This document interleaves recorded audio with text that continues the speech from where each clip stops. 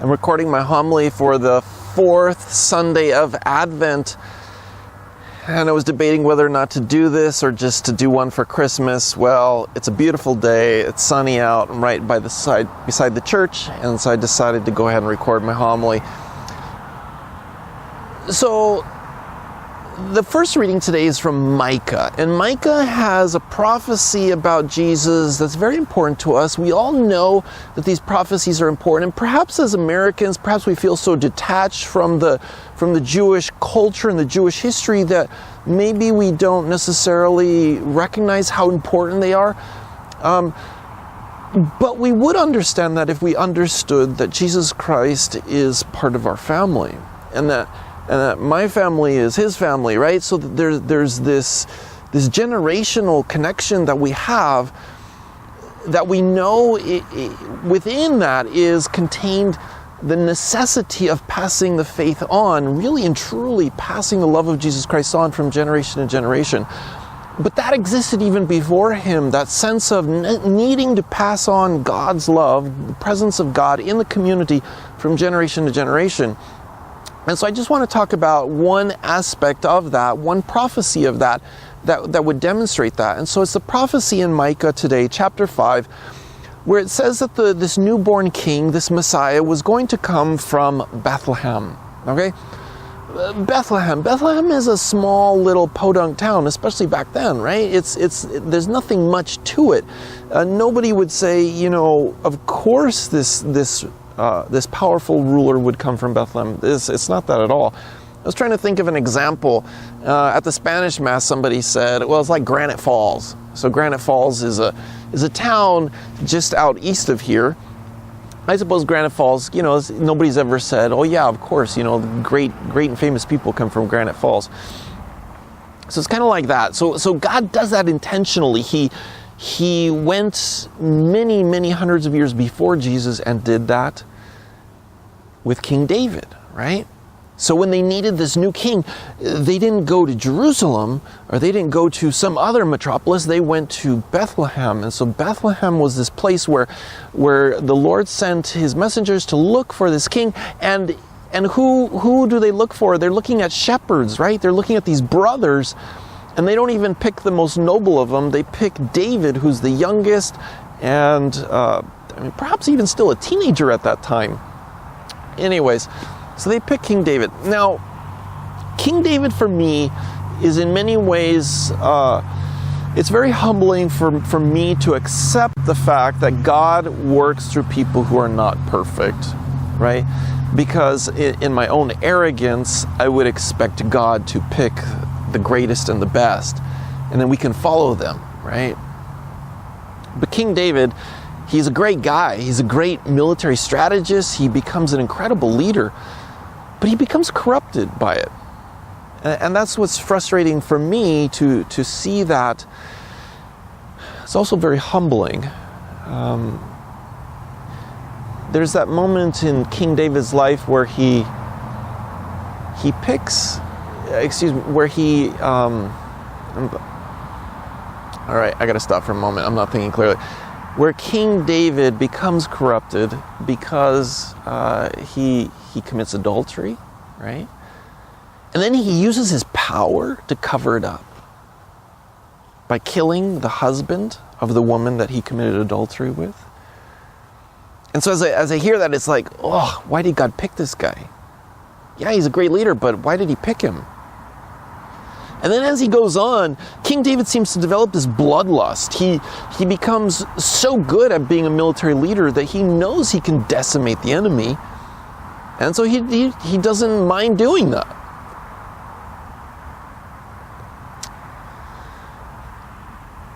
But the reality is, he's part of our family.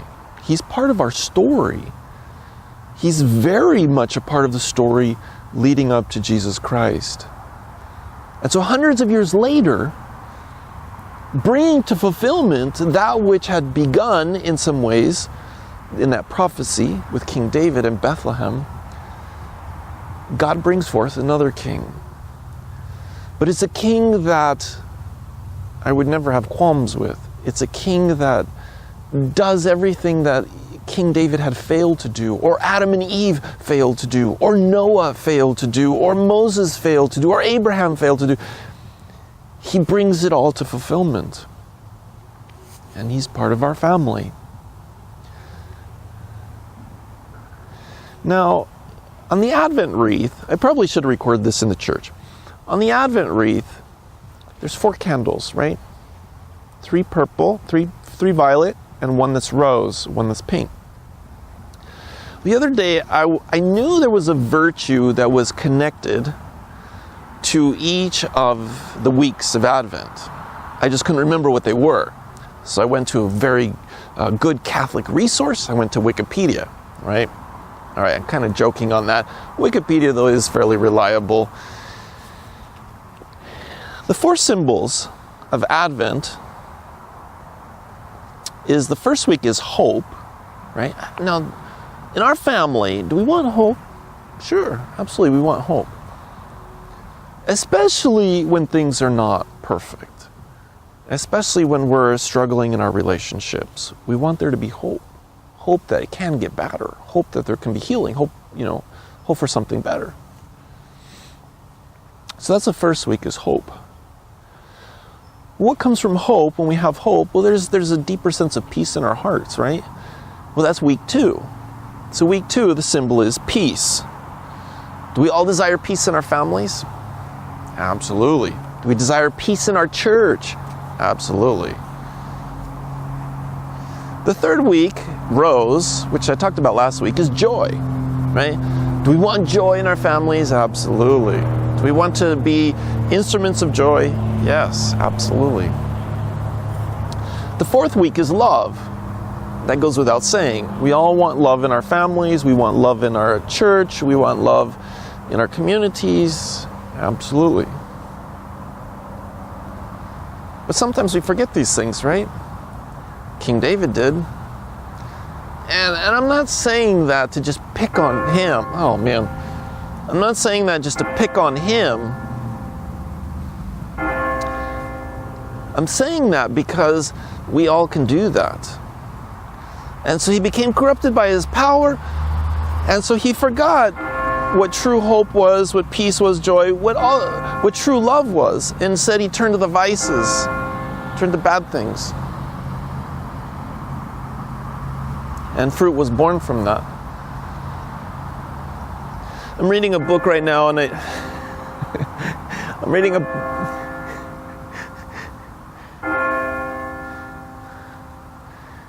I came and recorded on this side of the church so I could be away from the train. So here, get the bells. All right, here go the bells. What time is it? Oh, it's noon. That's why. Okay, I'm just going to go through the bells. All right. So, dang it.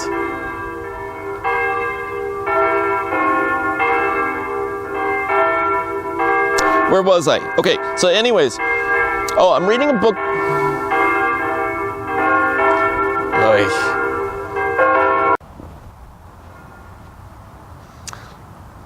Okay, I'm back. Bells are done.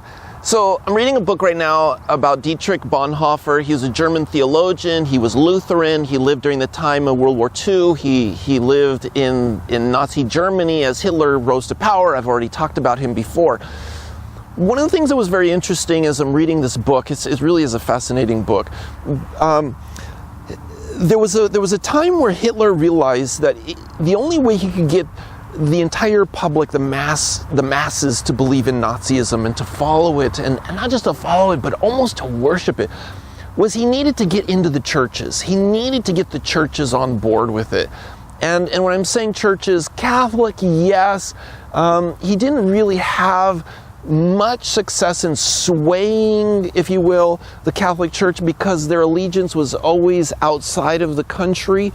And the Catholics had a very strong sense that their allegiance was more than just the country.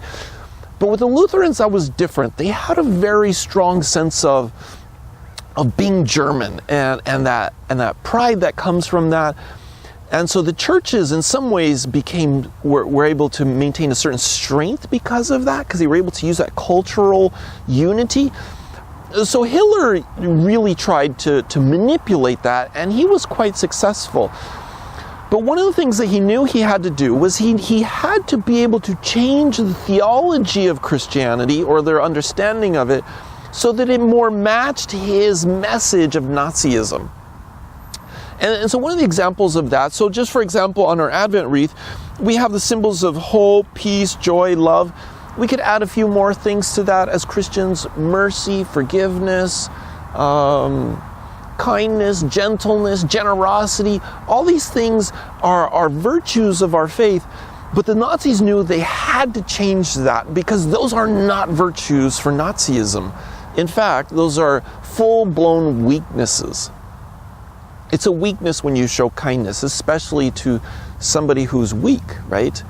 And so somebody who's weak needs to be eliminated, not helped.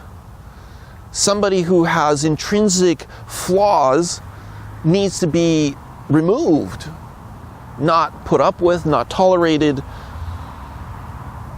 And so hope, peace, joy, love, these were all things, again, signs of weakness.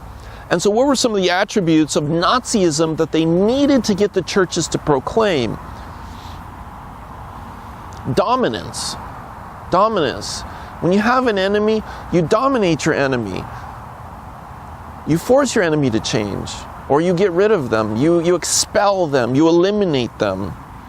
Anything contrary, you deal with swiftness, right? And judgment and harshness. I would say not even judgment, but wrath, right?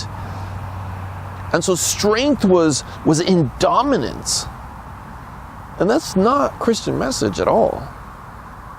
But they did manage to manipulate the churches, many of the churches, the Christianity in Germany, to proclaim that, and therefore people were able to embrace Nazism. That's one aspect of it. So in this book, in Dietrich's life, as he's growing up, he immediately recognizes the fallacy of that. He recognizes how evil it is, how dark that is. And so he's immediately proclaiming messages against it. Whereas many other people were like, well, you know, maybe it's not that bad. Maybe if we just tolerate it, maybe he'll be like a one-hit wonder and he'll be here and gone, you know. And so they let it slide.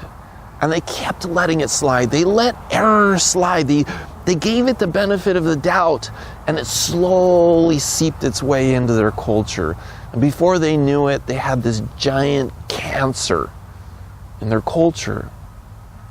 He tried his hardest to fight it. Now, where did that inspiration come from? Both of Dietrich's parents, both of them, also recognized the evil of Nazism from the very beginning. And they both, in their own way, tried to fight it. But the sad thing is that there were so few people who did that. So many people either just kind of went with the flow, you know, they didn't want to rock the boat, or maybe this was a good thing, this was giving pride to the people. But it's so toxic and so dangerous. For Bonhoeffer, he knew that forgiveness and hope and peace and joy and love must be proclaimed. And so he refused to give up on those things. You see, there's greatness. There's a different type of greatness in our faith.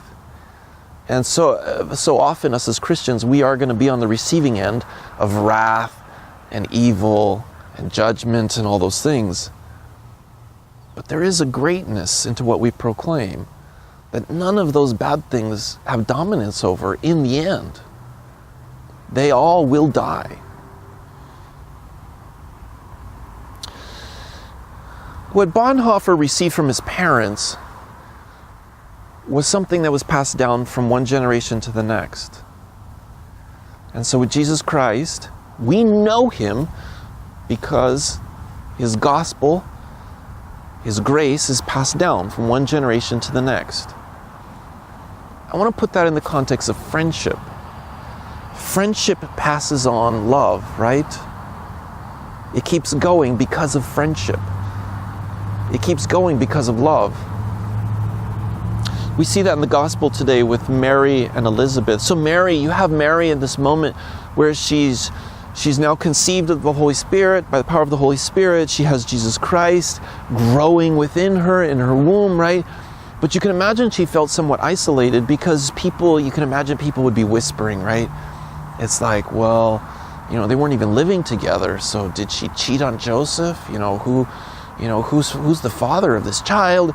All the whisperings that would go on, the gossip. And you can imagine she felt somewhat isolated, especially Joseph. He was struggling with this also. They probably were somewhat disconnected in this moment.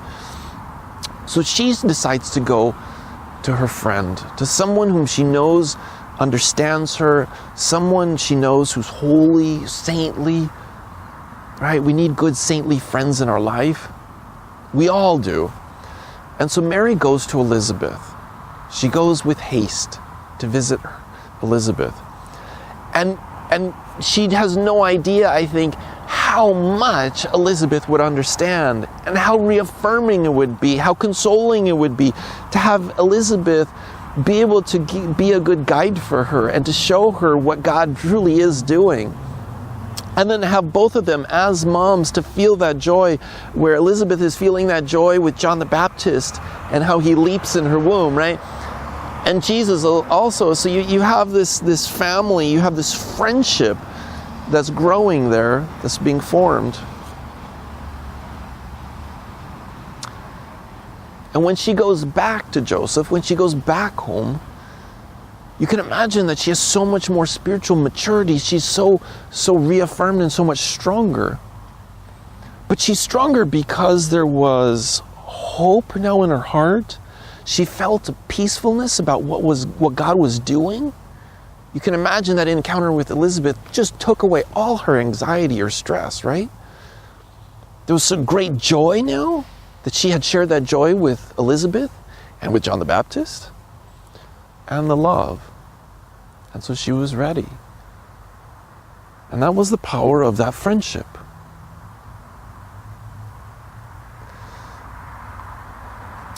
And I think that sets the stage for what comes tomorrow.